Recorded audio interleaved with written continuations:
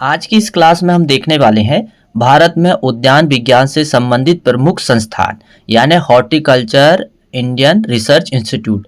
और इसकी हमने एक क्लास और बनाए हैं, वो प्लेलिस्ट में डली हुई है। आप वहां से भी जाके जो है आधे हॉर्टिकल्चर संस्थान के बारे में पढ़ सकते हो। और आज के जो है बचे हुए थे हॉर्टिकल्चर संस्थान, वो हम इस क्लास में पूरे करने वाले हैं। तो एक एक करके हम हॉर्टिकल्चर से भारत में जो भी संस्थान है, जिस स्थान पर भी है या जिस राज्य में ही है, हम उनको बहुत अच्छे से समझ रहे हैं। और यदि आपने नहीं देखे हैं पहली क्लास तो उसे जरूर देखें। नमस्कार दोस्तों, मैं सचिन राय और आपके अपने YouTube channel PAT with Sachin में एक बार फिर से आपका स्वागत है। यदि आप मेरे चैनल में पहली बार विजिट कर रहे हैं तो चैनल को प्लीज़ सब्सक्राइब जरूर कर लें, क्योंकि यहाँ पर जो है एग्रीकल्चर का जो है नए नए अपडेट आपको प्रतिदिन मिलते रहता है। तो चलिए स्टार्ट करते हैं हम।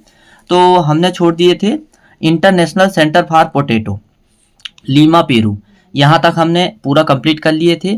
अब हम क्या देखेंगे, IBPGR, IBPGR यानी international bureau of plant genetic resource, यानी अंतरराष्ट्रीय पौध जेनेटिक रिसोर्स, जो कहाँ पर है, रोम इटली पर है। कहाँ पर है, रोम इटली में है। फिर इसके बाद में अगला क्या था, NBPGR, यानी national bureau of plant genetic research. यहाँ पर हमने इंटरनेशनल प्लांट जेनेटिक रिसोर्स देखे तो ये रोम इटली में है। लेकिन जो राष्ट्रीय है यानी नेशनल है, जो हमारे भारत के अंदर का है, उसका प्लांट जेनेटिक रिसोर्स कहाँ पर है, पूषा नए दिल्ली पर है। अब इसके बाद में क्या है, NBSSLUP, national bureau of soil survey, national bureau of soil survey and land use planning. इसका पूरा मीनिंग क्या है, national bureau of soil survey and land use planning. ये कहाँ पर है, नागपुर महाराष्ट्र में है। ये कहाँ पर है, नागपुर महाराष्ट्र में है। फिर क्या दिया अगला, एक्रीडा, ICARDA, यानी international centre for agriculture research in dryland areas, यानी अंतरराष्ट्रीय शुष्क अनुसंधान संस्थान। एलिपो सीरिया में था, पहले कहाँ था, एलिपो सीरिया में था, लेकिन अब यह मैक्सिको में चला गया है, मतलब इसका ट्रांसफर कर दिया गया है। तो निश्चित है मेरी क्लास आपको बहुत अच्छे से समझ में आती होगी। यदि वीडियो पसंद आता है तो लाइक जरूर करें, ऐसे नए नए एग्रीकल्चर के अपडेट के लिए। अब अगला क्या दिया है, एक्रीसेट। क्या दिया है, एक्रीसेट। एक्रीसेट का जो पूरा मीनिंग क्या है, international crop research institute for the semi arid tropics. क्या दिया है, international crop research institute for the semi arid tropics. ये कहाँ पर है, पटनचेरू, हैदराबाद, भारत में है। एक यही ऐसा है भारत का अंतरराष्ट्रीय संस्थान जो कहाँ पर है, जो भारत में है। और कहाँ पर है, पटनचेरू, हैदराबाद, भारत में स्थित है। फिर क्या दिया हुआ है अगला, नेक्स्ट, IRRI, यानी इंटरनेशनल राइस रिसर्च इंस्टीट्यूट, यानी अंतरराष्ट्रीय धान अनुसंधान संस्थान। तो ये अंतरराष्ट्रीय धान अनुसंधान संस्थान कहाँ पर है, लास बोनास। और ये लास बोनास कहाँ पर है, फिलीपींस में है। कहाँ पर है, फिलीपींस में। यानी कि यहाँ पर जो है चावल से संबंधित जो भी रिसर्च होते हैं सबसे पहले यहाँ पर होते हैं। और चावल या राइस या फिर धान का उत्पादन कैसे बढ़ाया जाए, यहाँ पर सारी तकनीकी तय की जाती है। और कैसे पूरे देश में उत्पादन को बढ़ाया जाए, इसमें निर्णय लिया जाता है। और नए नए जो है जीन तैयार किए जाते हैं क्रॉस वैरायटी के लिए। अब इसके बाद में अगला क्या है, वर्दा। वर्दा में क्या है, वर्दा का जो फुल फॉर्म है वो क्या है, West African rice development association. क्या है, West African rice development association. तो ये जो है इसको हम शॉर्ट में क्या बोलते हैं, वर्दा। शॉर्ट में क्या बोलते हैं, WARDA, West African rice development Association. अब ये कहाँ पर है, मोनरोपिया लाइबेरिया में है। कहाँ पर है, मोनरोपिया लाइबेरिया। यहाँ पर भी जो है चावल से संबंधित जो है रिसर्च होते हैं, यानी धान से संबंधित यहाँ पर रिसर्च किए जाते हैं। अब अगला क्या है, DRR, यानी ये एक प्रोजेक्ट है। DRR यानी directorate rice research, directorate of rice research. तो DRR का जो आपने मीनिंग देखा, डायरेक्टरेट ऑफ राइस रिसर्च यानी धान परियोजना निदेशालय। धान परियोजना निदेशालय जो 1965 में शुरू हुआ था और सबसे पहले कहाँ पर हुआ था, हैदराबाद आंध्र प्रदेश में। यहाँ पर भी जो है धान से संबंधित रिसर्च किए जाते हैं और धान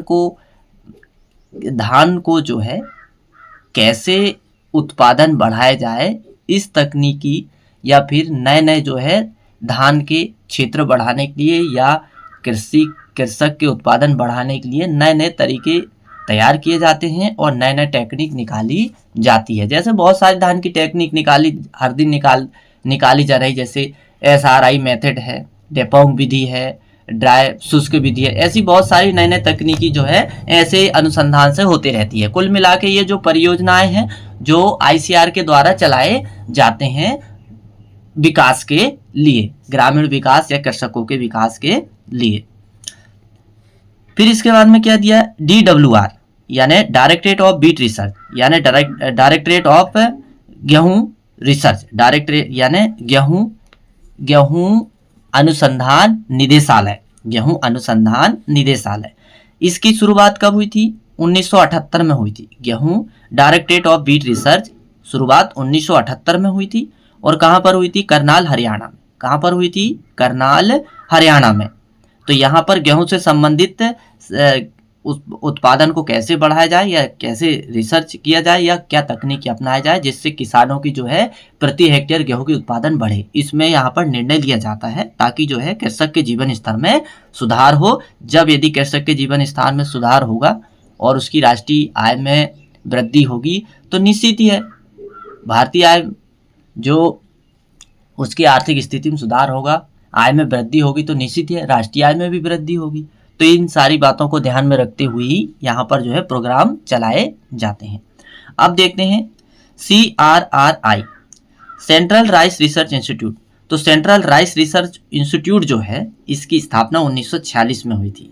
सेंट्रल राइस रिसर्च इंस्टीट्यूट जो है इसकी स्थापना 1946 में हुई थी। कहाँ पर हुई थी, कटक उड़ीसा में हुई थी। कहाँ पर हुई थी, कटक उड़ीसा में हुई थी। फिर इसके बाद आगे क्या दिया है, CSSRI यानी Central Soil Salinity Research Institute. Central Soil Salinity Research Institute मतलब यहाँ पर जो है लवणीय मिट्टी पर रिसर्च होता है कि कैसे उस मिट्टी को सुधारा जाए और उसमें जो फसलें उगाई जाती है कैसे उनको जो है अधिक उत्पादन वाली बढ़ाया जाए या फिर इस मिट्टी में किस प्रकार की फसल होगी या कौन सी फसल इसको सहन कर सकती है। इन सब बातों में विचार करके रिसर्च किया जाता है। और आप जानते ही हो इसका जो स्थान है, स्थापित है या लोकेशन है वो करनाल हरियाणा पे है। कहाँ पर है, करनाल हरियाणा पे है। तो Central Soil Salinity Research Institute 1969 Karnal Haryana में स्थापित। अब हम देखेंगे भारत का एकमात्र उद्यानिकी एवं वानिकी विश्वविद्यालय। भारत का एकमात्र उद्यानिकी एवं वानिकी विश्वविद्यालय कहाँ पर है, भारत का एकमात्र उद्यानिकी एवं वानिकी विश्वविद्यालय सोलन हिमाचल प्रदेश में है। कहाँ पर है, सोलन हिमाचल प्रदेश में है।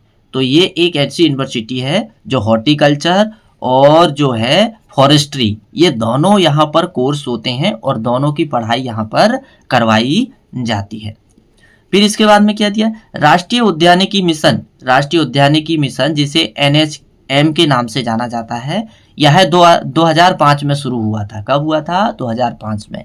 और इसका उद्देश्य क्या था, इसका उद्देश्य था जो उद्यानिकी फसल है या उद्यानिकी के अंतर्गत जो भी फसलें आती है उनका उत्पादन कैसे बढ़ाया जाए ताकि कृषकों की राष्ट्रीय आय में वृद्धि हो और उद्यानिकी फसलों में हमारा देश जो है आत्मनिर्भर बने। तो ये सारे जो है इसमें यहाँ पर प्लानिंग या प्रोग्राम किए जाते हैं। अब अगला क्या दिया है, विश्व में फल उत्पादन में सबसे आगे कौन सा देश है, चीन है। दूसरा क्या है, भारत है। यदि हम सब्जी में भी देखें तो पहला चीन है, दूसरा भारत है।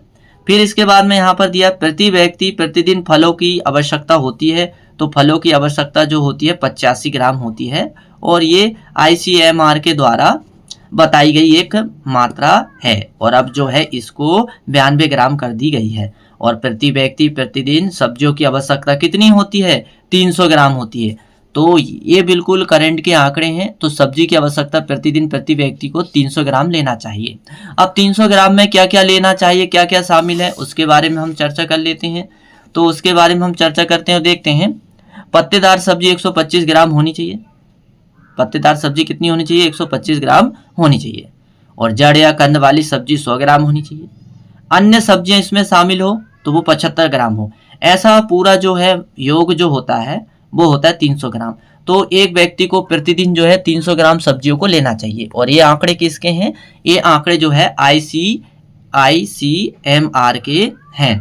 और यदि तो ये जो है बस हम आज की क्लास में इतना ही देखेंगे। अगली क्लास में मैं आपके लिए एग्रीकल्चर से संबंधित और नया अपडेट लेके आने वाला हूँ। यदि आप मेरे चैनल में नए हो तो चैनल को सब्सक्राइब करना ना भूलें, क्योंकि आपको यहाँ एग्रीकल्चर का प्रतिदिन नए नए अपडेट पेपर की दृष्टि से मिलते रहेगा।